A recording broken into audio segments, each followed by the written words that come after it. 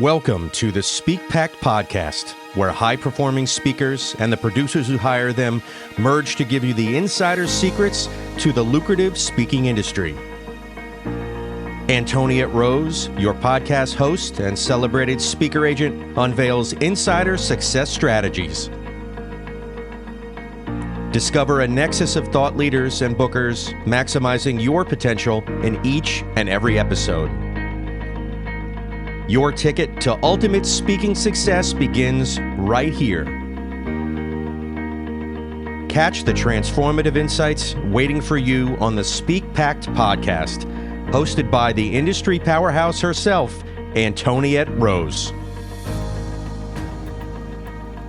Welcome back to SPEAKPact. I'm thrilled that you are here with me today. We are going to climb some mountains together with world-renowned record-setting mountaineer Jen Drummond. And I'm so excited to dive into the conversation with you because with your career in climbing mountains, you've also really developed some very strong leadership strategies that you now speak on worldwide. And I want to tap into that. I love your spirit. I love your ability to accomplish when it feels like, pun intended, right? An uphill battle. So let's dive right into that.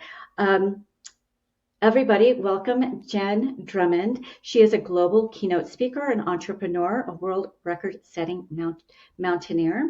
She's the first woman to climb the 7-second summits. I don't even know what that is, so let's dive into that a little bit. She now brings her hard-won lessons of resilience, leadership, and personal and professional vision to stages across the world. Her mission is simple: help people climb the mountains in their own lives. And she knows how to do that firsthand. So welcome to the stage. Oh, thank you so much for having me today here. It's such an honor. I'm excited. Actually, hiking and climbing I'm not a mountain climber, but I'm an avid hiker. It's near and dear to my heart. And I love the way that you took the principles of something that is very practical. I think something we should all be doing, right? If it's walking or hiking, getting out there in nature and really kind of challenging ourselves. You took those principles that you learned along the journey and packaged them in a way that now helps corporations and individuals reach the summits and the peaks in their own lives. So what took you from award-winning, world-class mountaineer to I think I'm gonna package this up and start doing talks and training corporations on some of the principles? I'll be honest, it was on accident at first. I was awarded a medal from the governor in Utah, and they made like a TV thing out of it, and it was in the newspapers and all this different stuff. And so a company called me and said, "Hey, just saw you got this big award. Would you be willing to talk to my company and motivate my employees?" I said yes. I did not have a speech figured out. I did not know how I was going to package these into stories or anything else like that. But I'm a firm believer that if you say yes, you will find a way. And so then I had to hire somebody to help me get all my thoughts organized and put on paper and flow into a speech. That speech went really well and opened doors to other speeches. That's how it goes, huh? I think it really breaks my heart when a speaker will say, it's not a paid engagement. I'm not going to go speak at that whatever engagement. And I know, there's so many decision makers in that audience. They need to find you. They need to hear you. They need to experience you. And strategic, right? You're not just throwing yourself out there for free. But if I could pay to get on like JJ Virgin stages or some certain stages, I know the value of that room. And somehow early on, that organically happened for you, which is great. But that's what really launched your career, right? From there stemmed other opportunities, and with each advancement, usually also the opportunity itself becomes a higher value, right? Opportunity monetarily. Definitely. And if I look back at my beginning speeches, I'm like, Like, I can't believe I did that. Like, how embarrassing. But it's truly these repetitions of doing the speech, delivering the speech, learning what lands, where people laugh, where you start to see people drift off in the audience. Those are all cues on how do I make this tighter, better, and stronger. So for me, it's been the whole process of the experience and how I get to be an even stronger speaker. And I am so proud of who I am today. And I'm also proud of the girl that said, sure, let's figure it out, and struggled through it. And only now can I really see, eek, not my best performance, but it was my best performance then. And here we are. You know, Jen, you touched on something that is extremely important, and I don't want to gloss over that. I've got my list of questions that I want to ask you, but I'd like to camp out here just for a moment because this is so important. I think that people see, the people I work with, and probably at this level, the people that you work with now, they're high achievers in one area or another. They've paid their dues, right? They expect a certain level of, stepping in my world into the speaking and corporate training space because they've already paid their dues. Well, no, the ticket taker, it's starting back over. You are collecting data, new data every time you get on a stage, not just data about the audience, but really data about yourself. What am I loving speaking? What do I feel like I'm seeing the smiles and the light bulbs go off, when I say this and deliver it in this particular way? You're collecting all of that data, and that really determines your brand as a speaker. We can pre-brand you, but really you more step into that brand in finding your unique style you may not even realize you have, and finding your way to connect with the audience in only the way Jen Drummond can. You and I can give a word for word exact speech, right? Exact talk, but different people are going to respond to me and the way that I deliver, then they're going to respond to you. So that nobody can step into your shoes. And I really, really love that. Engagements come with different levels of payment. So if you're only looking at the host check, you're leaving a lot on the table, right? First of all, the audience is going to outpace any check that you would get from even some of the highest paid engagements. But then payment comes in many different forms, right? It comes in that self-discovery and audience discovery, that data collection, but also in the other people that you meet. I always have my speakers kind of list the top 50 stages that their heroes have been on. And because there's something about that, if they're attracted to those stages in that environment, that says something about who they are. So let's aspire for those stages. You're also getting those other engagements. You're hopefully getting some great video coverage, meeting some very fabulous people in the space. This industry is all about relationships. So if you're just like, if it's not paid, if I don't get that host check, I'm not going to do it. You're missing the point, right? If you're serious about a serious speaking business, going into it in the way that you just kind of haphazardly did is really, as a consultant who's been in the industry for now a little over 30 years, is one of the first things that I actually guide speakers in. And thankfully, you just had that, probably from your mountaineering, you had that frame of mind where I know it's going to be uphill. I know there's going to be some things I'm going to need to learn and navigate, along that trail to where I want to get. Sounds to me like you didn't even know you wanted to get there. So you had to kind of create the map as you went. Let's talk a little bit about that. So yes, the doors opened for you, but to get to the level that you are now, there had to be some stops and goes and maybe even restarts. Let's talk about that journey in your particular career that might help some speakers who are just emerging up that mountain. Yeah, I think you're going to learn audiences that you resonate with. And so when you resonate with the audience, you leave feeling charged and they leave feeling empowered. So in the beginning, you don't know what that is because you haven't spoken in front of enough different groups of people. So I always encourage people to say yes to as many opportunities as they can in the beginning. And then later on decide, oh, you know what, this is my wheelhouse and maybe this isn't. And when you run into something that isn't your wheelhouse, like find people who it is. And so then you can say, you know what, I really appreciate this opportunity. It's not the best fit for my message based on experience that I've had. I really want you to have a great experience. Here's a couple speakers that I recommend that I think would fit your audience well.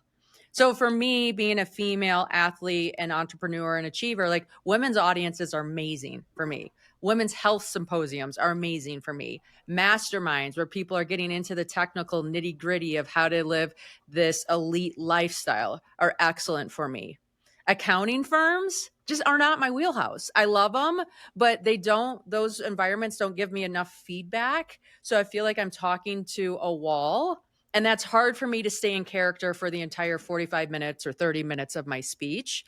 And so when I run into people that are these like number counters, engineers, or whatever, I just tell them, I'm like, I can share my story, but I actually think these people would fit your story better because that's the audience they serve more.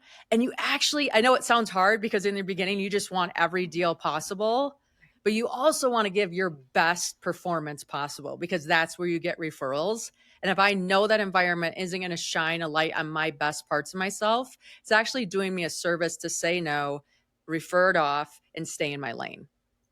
That integrity goes a long way and people remember it, right? Yeah. You're building in that law of reciprocity without it feeling like you're trying to. You're being true to yourself, to your message, to your audiences.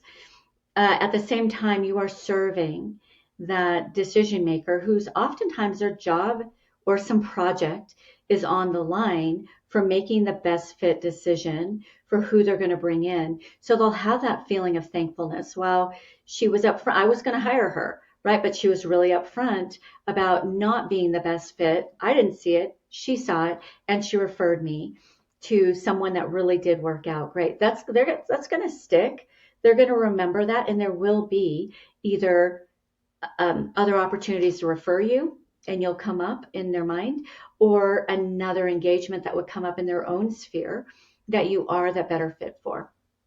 Really Definitely. love And that I've you had did that that. actually happen, right? So I had a wealth management office be like, hey, here's who we think you should talk to in our group. I said, you know what, that's actually probably not the best fit for me.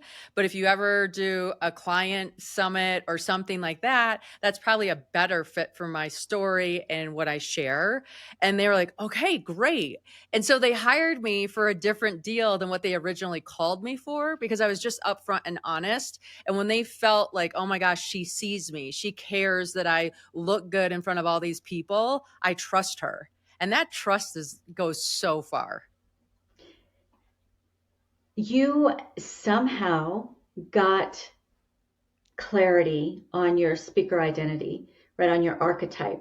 How did you, other than doing some of these initial kind of free or low paid talks, what other work did you do to really soak into or discover your UVP, right? Your unique positioning, the value proposition that you bring to the table, the way you love to deliver, and the subjects that you love to deliver on. How did you find that speaker identity? Yeah. I think it helps by attending other events and looking at those speakers on that stage, reading the audience of how they're responding and saying, okay, am I like that speaker or am I not like that speaker? Not that that's good or bad. It's just being aware of who you are and watching how other people deliver and how they land their stories and how it hits and moves people. In the beginning, I went to so many speeches. I went to free seminars at our local library. I went to a speaker series that a local town did. I had friends that were speakers that I said, hey, can I film some content for you and be in the back of the room so I can just see how you deliver and what you're doing? So a lot of it is what can you witness from others to help you with your own, not just trial and error by yourself. And I feel like in that, I love that strategy. It seems, it's oftentimes what seems too easy, right? Too basic is skipped over because like I'm beyond that. I don't need to do that. But that's foundational, and we don't have a foundation. We're just kind of all wobbly, and it's going to be a harder. You ever try jogging in the sand, right? It's just going to be a harder journey to where you actually want to get to. And something that we spoke about earlier before getting online briefly was I'd like to tap into. So you have a talk, right? You've got a message, you've got it all packaged and pretty, but how do you turn that message into a movement that, number one, you're sticky, right? Your message becomes sticky. People actually start implementing some of the solutions that you've brought to the table. You become unforgettable when you create a message versus when you create a mission and a movement versus you're kind of forgettable when you just deliver a message, right? Yes, go. Yeah. So, it's interesting with my speech because I set a world record. So chances are most people in the audience are not going to set a world record.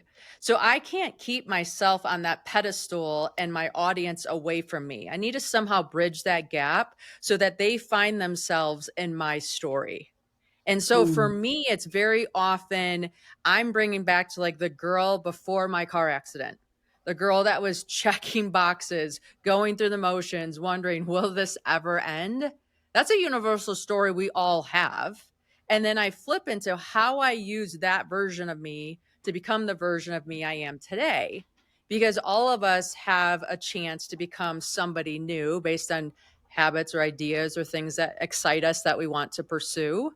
And so for me, it's very much how do I get to the same spot that they are or have been, build that relationship there, and then take them on that journey that involves them. And a lot of times that's sharing a story and then asking questions to include themselves in that story and to remind them, oh, wait, how does this apply to me, not just Jen? And when you do that, that's when the story becomes not just motivational and inspirational, but actionable. And you really want these people to take action when they're done with listening to you, because otherwise that inspiration, it fades. And so for me, I'm always asking people, okay, do you see how this is part of your story? What are you guys thinking about? And it causes them a moment to reflect, remind themselves that this is their story too, and then gives them actionable items to execute at home, which keeps the message alive longer. So powerful. I'm a firm believer that you don't switch up the actual message, certainly not the movement, audience to audience. That should be your core, right? Always through line. But what you do switch up is you do your homework on who the audience is, what their language is, what are their unique struggles, right? And that you meet them with the story. I love the way you said that you want them to find themselves in your story. You're not just saying how fabulous you are and all the things, right, that you accomplished in your life. There's a purpose in telling those stories to help them achieve that next level, that micro win that they can get in that short span of time that they're going to have with you. So I absolutely love that you have achieved quite a bit. You can just like fly on the cloud, I guess, just people are fascinated just by your journey alone. But you took it a step further in that you're going to utilize your story, not just the accomplishments that you had, but also the tragedies that you had through your accident and beyond. And we can touch into that here if you feel like you want to. But in those uphill battles that you had, you discovered things that can relate to me, to my life, to things that I'm going through. I'm not going to experience your same life, your same story, but I've got some stories of my own that I need to navigate. And you're giving me some insights and some hope. Yeah, I might be in the part of the story where there just doesn't seem to be a whole lot of hope, but seeing you on the other side of it, you're radiant, you're getting out there and really living a life that you probably didn't dream of. It's certain of the down areas throughout that. So how do you relate to and to utilize your story, because now you're on the other side. You're triumphant, and we all have new levels, new devils, like new peak, new challenges.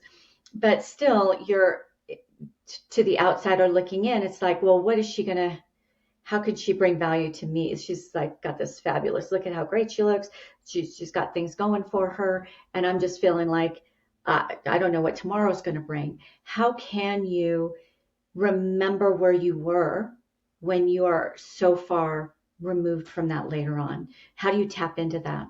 Yeah. I wish I was so far removed from all my problems. Somehow they resurface and it's like whack-a-mole. So you're like, oh wait, I've done this before and here it is again. Awesome. Thank you, universe. New One of level, new my devil. yes, one of my favorite stories to share when I talk about training for Mount Everest is, but I had like two fears about taking on Mount Everest. One was the Khumbu Icefall, and the other one was this move called the Hillary Step, which was the crux move about 10 feet below the summit. That's the minute I said yes to Everest, I thought about that Hillary Step multiple times a day, every single day, being like, man, I hope I can do that step. I hope I can get through that section, because wouldn't it be terrible to be 10 feet from the top of Everest and see, just kidding, this didn't work for me. I'm going home without a summit. And so this like step haunted me. And we were finally on Everest. We were a day before the summit. And then it got really loud. Like every step I was taking, I'm like, okay, I wonder what it's going to look like. I wonder if I'm going to be okay. What's it going to be like? What's it going to do? And our team took turns on whoever was going to be first during different sections of the climb. So all of a sudden it was my turn to be first again. And I was kind of leading this section. And I got to this area where I started seeing flags. And I looked back at my Sherpa and I'm like, where do I go? He's like, you're at the summit. We're at the summit. Celebrate. We're at the summit. I couldn't even celebrate because I'm like, no. We can't be at the summit. Where's the Hillary Step? And he's like, oh, we had so much snow this year. It's not a factor. No Hillary Step. And I'm like, I'm sorry, no Hillary Step. You don't understand how much space that step rented in my mind for the last year and a half of my life. It must have been somewhere. I want to see it. And so we walked over to this edge. He's like, see, Hillary Step, full of snow. And I'm like, oh my gosh, you've got to be kidding me. And that story we can all relate to. Because there's some fear that we made up in our mind that we're convinced is going to sink us. And we like contemplate it for hours and days and weeks and months and maybe even years in some circumstances. And then you get there and it's not a thing. Not a Oh, thing. that's good. Yeah. Yeah, crazy. We create this big chasm, this problem before we're even there. And a lot of people just turn around and turn back just because of all the big, the way that they blew big, it up. And then hairy, you scary actually, step that's not maybe there, just to let you know. and then even if it is there, to traverse it when you're there, right? It's not as scary as you build it out to be. I see that with speakers quite a bit. If they can't be a 7-figure speaker, they're just, it takes some flipping work, right? To build a 7-figure career in this life as a speaker and a corporate trainer, but it's so worth the journey, because many won't. They're going to turn back. Another thing we spoke about just before we got on the interview together is how sometimes you got to climb that mountain multiple times before you reach the summit. Talk to me a little bit about that. Like, is that failure? Maybe you would have gotten halfway up Mount Everest. In your case, you actually made it in that one. But what if, right? What if you had to go back down, get back down to base camp, get resituated, and then go back up again? Is that a failure? Right. So I'll bring you to the story.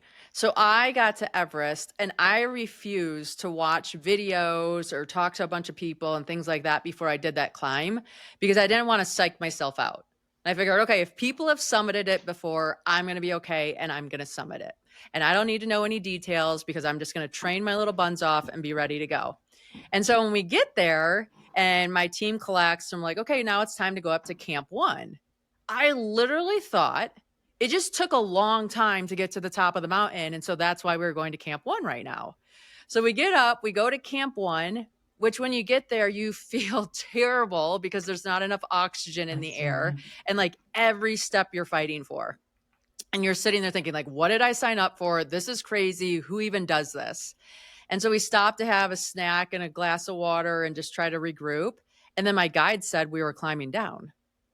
I'm like, climbing down? I'm like, you can climb down. I'm not climbing down. Meet me back up here when you want to come back up. He's like, no, we have to.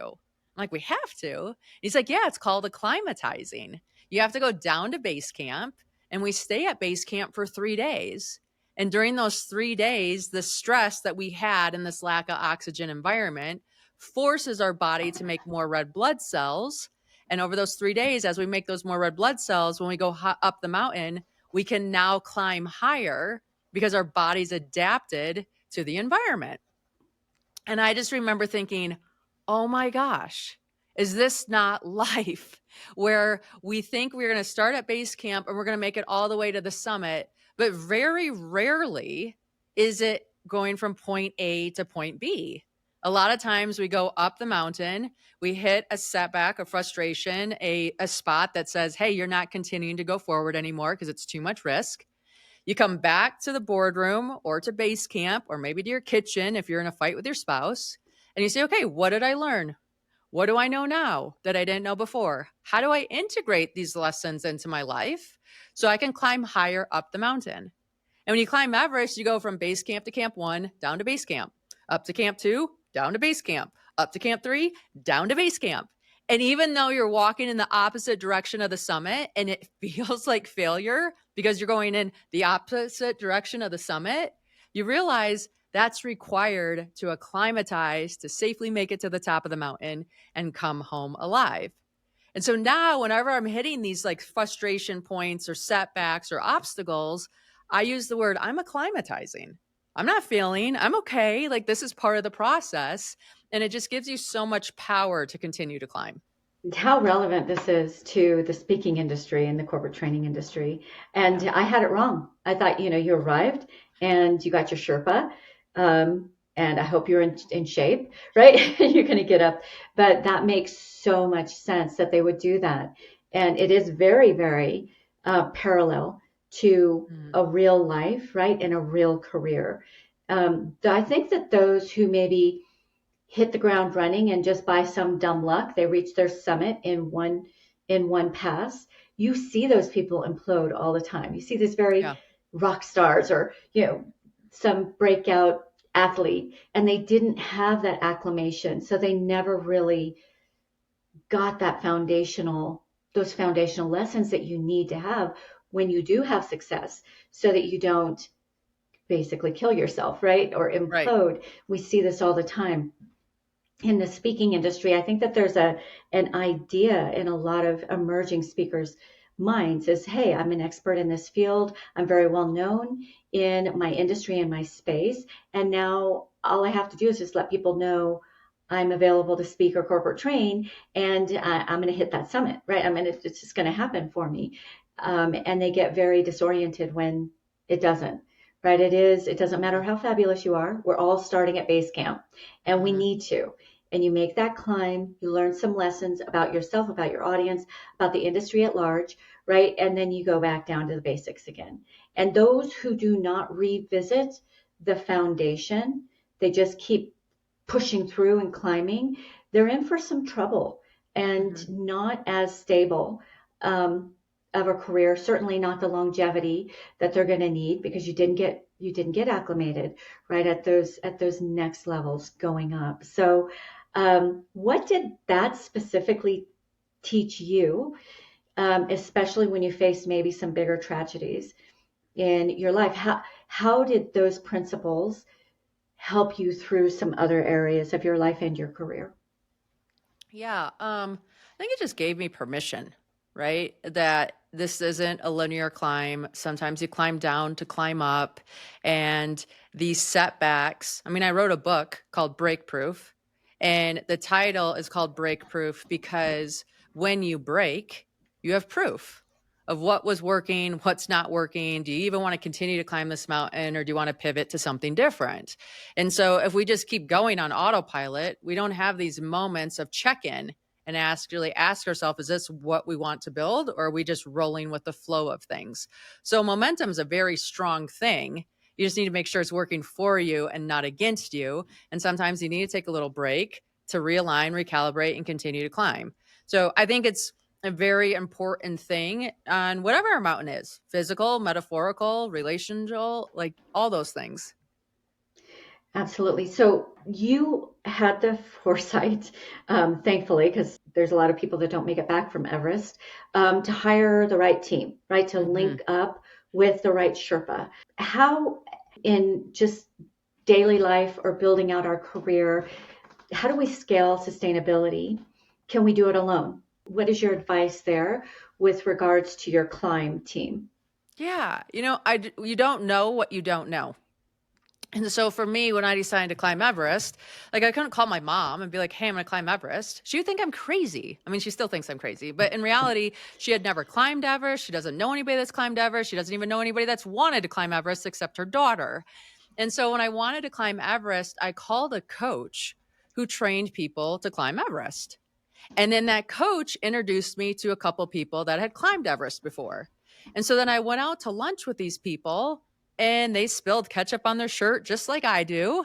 And they told, they made the pursuit human and made it real. And they met me and they're like, okay, you're going to be fine. We know who you are. We can tell your personality type. We can tell your fitness level. Like, don't worry about that. Just get out there and start training.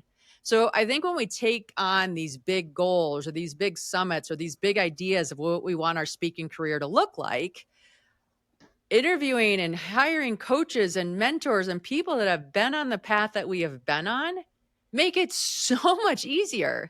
Like, I was able to climb Everest a year after I decided I wanted to do that. If I didn't have all those resources and those people on my team, it would have taken me years, and I still wouldn't have had the confidence of like, this is what I'm doing. When you hire somebody that's climbed Everest and they build your training plan, all you need to do is execute that plan. I don't need to question it or wonder if this is even enough or is this going to work. They know it works. They've done it. So you like get all these energy leaks closed, and now you got to put all that energy into what you're doing. So I've always used the motto, big mountains take big teams. If you're looking to build a big speaking career, it's going to take a big team to do that.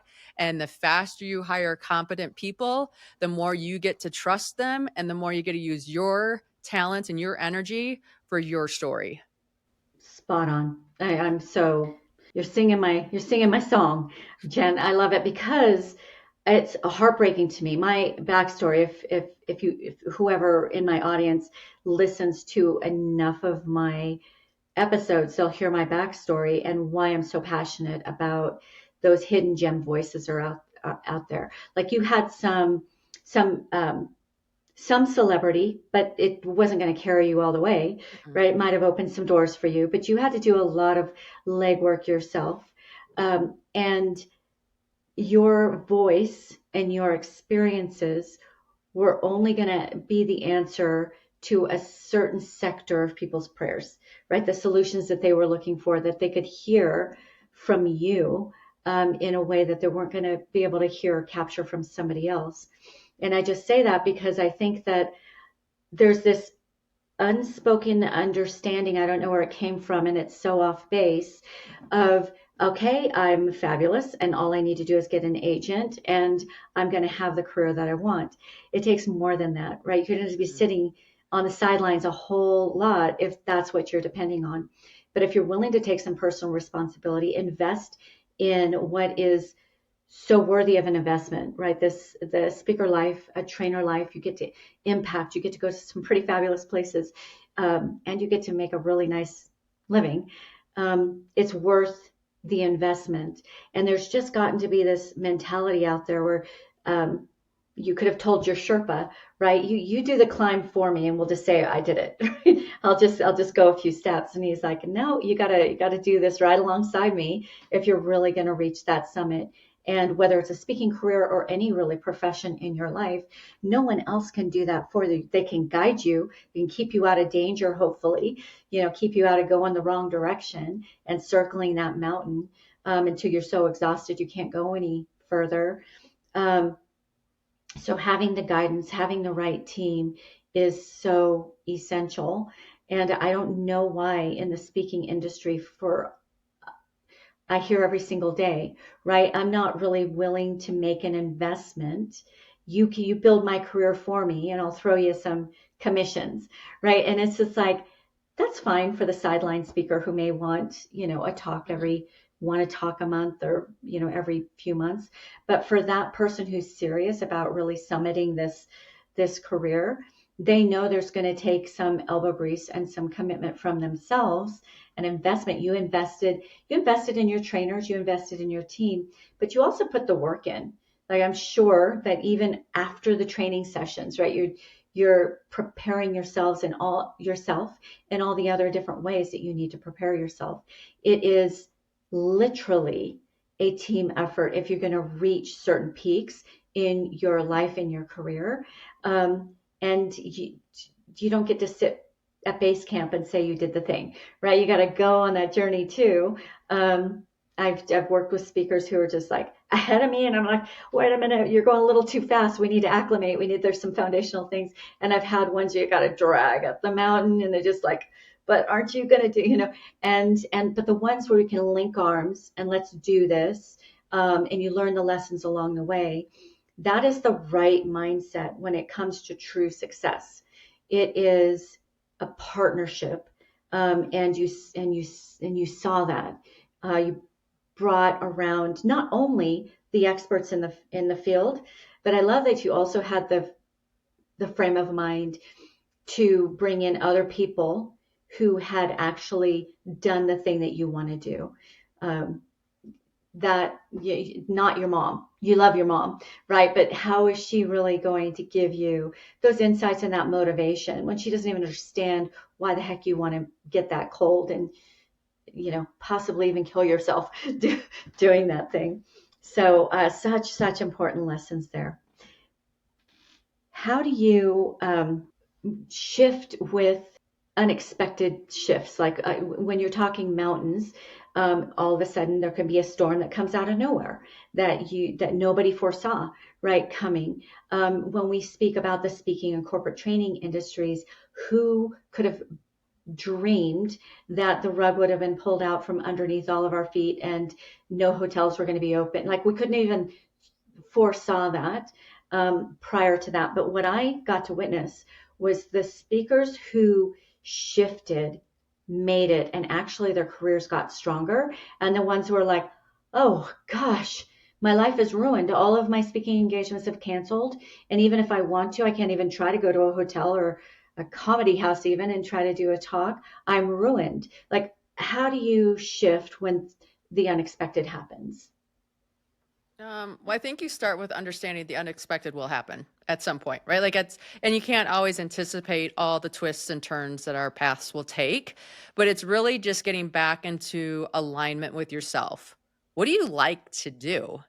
If you like to share messages that help other people take action, then if you can't do the one venue where you're on a stage at a hotel, can you set up online trainings? There's so many different ways to do the skill that you have. And there's different platforms that you can share that on. So for me, it's always coming back to what do I really want for myself? And based on what limitations I have, what options are open? Because it's never all closed. It's just you have to get creative and let it look different than what you think it's going to look like. And that happens in mountaineering all the time. And I think that happens in life all the time. Something happens, came out of left field, and now we have to adapt. And that's kind of what makes the field of anything we pursue exciting. So just understand that that's part of the pursuit. And it's a chance to check in, realign, and share what your skills and talents are in a new way. Okay. At this point in the talk, there's people who want to know how to get a hold of you. So we're going to talk about that in a moment. And then I've got two more insights I just would like to dive in with you before we close. This time has gone by so quickly. Your story is so fascinating, and there's so much depth of parallel to climbing a mountain and doing it right, to how we have to traverse our own lives in a successful way. So first, let's start with, I'm sure many people listening at this point who are like, how do we get a hold of this Jen Drummond? Jen Yes, Drummond, please. how do we find you? So, number one, do you just speak and corporate train, or do you do consulting as well? And how do you like to be found? Yes. So best place to find me is jendrummond.com. LinkedIn is my favorite platform. So I'm Jen Drummond on there, and then also on Instagram and everything else. So feel free to reach out, say hi, let me know what resonated and if I can help you. I do all kinds of things because I have one of those personalities that likes to be doing and experiencing and exploring. So I do some corporate hike events, I do some trainings, I do consulting, I do speaking. I wrote a book. I have a podcast called Seek Your Summit. So I'm into a whole bunch of different things because my ADHD needs it. Ooh, corporate hike event. Like, that sounds so fun. I Super would fun. love to hop in on one of those. But I can also see you doing corporate retreats. How Mhm. fascinating that would be. Just right. Yeah. So for those who are just listening in, and for whatever reason, if you're driving, you can't get to the show notes. This will all be in the show notes, but it's JENN, so two N's, and then Drummond is spelled DRUMMOND. So two N's, two M's. Yeah. Jen Thank you. Drummond.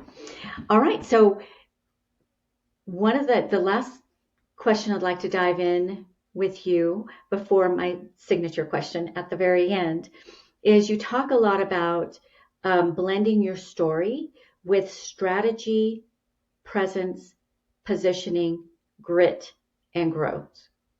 I hope I got that right. That's a lot, right? That's a So, lot. how do you put that into practice? And can you kind of dive into that a little bit? I mean, I like to talk from experience because then I don't have to have this story memorized. I just have to relive it.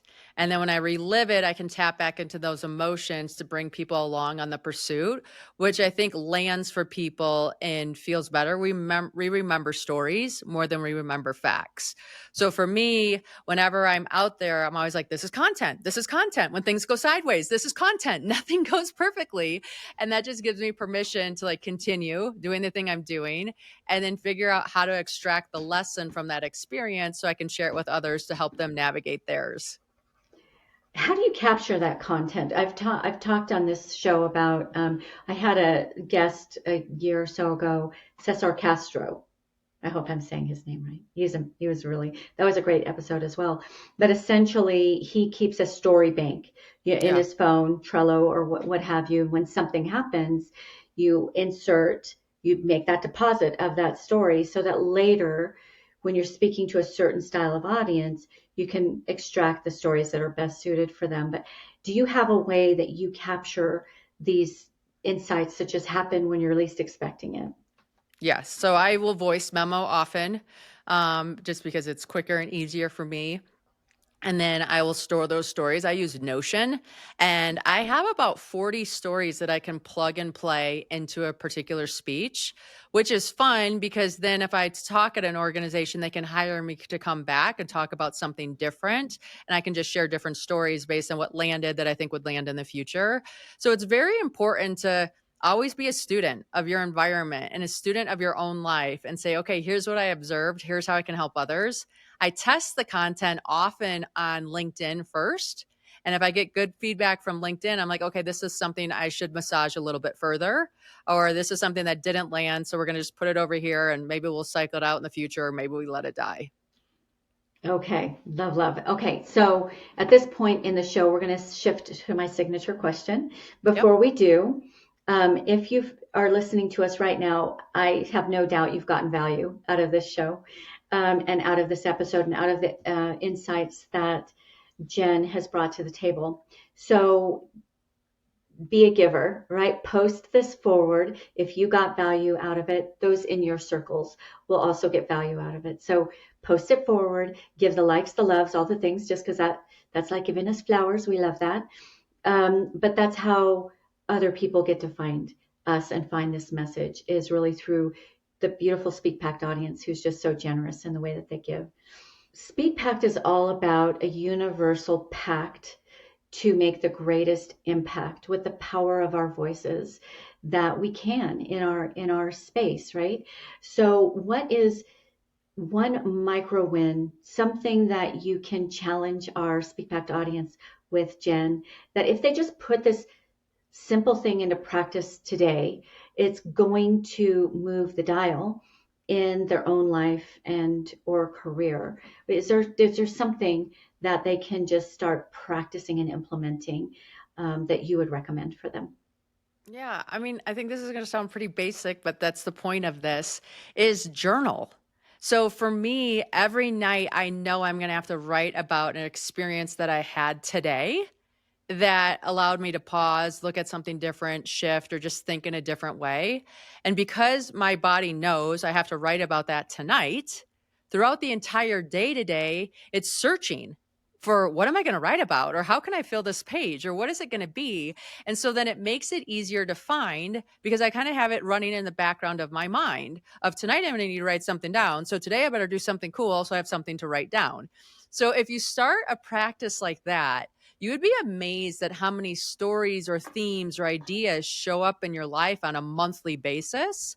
And then you can start like bundling those into different areas. And it just gives you more content to relate with others and connect and help your brand grow. I love that reverse engineering. That is so cool. So if I'm understanding right, just tell me if I'm understanding this right, because I'm going to actually try this.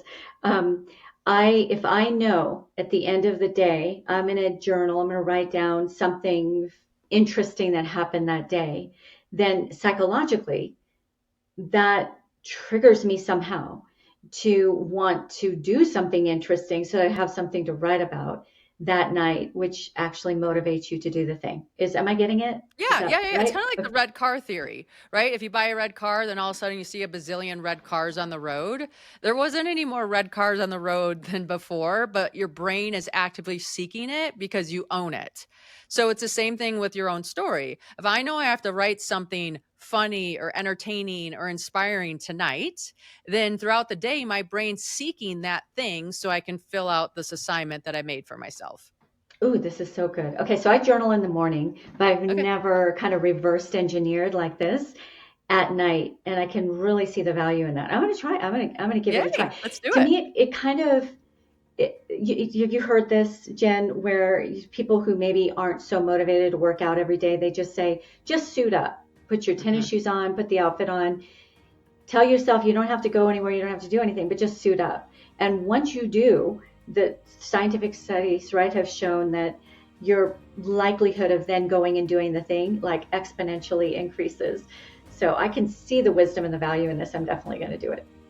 Great. Thank you.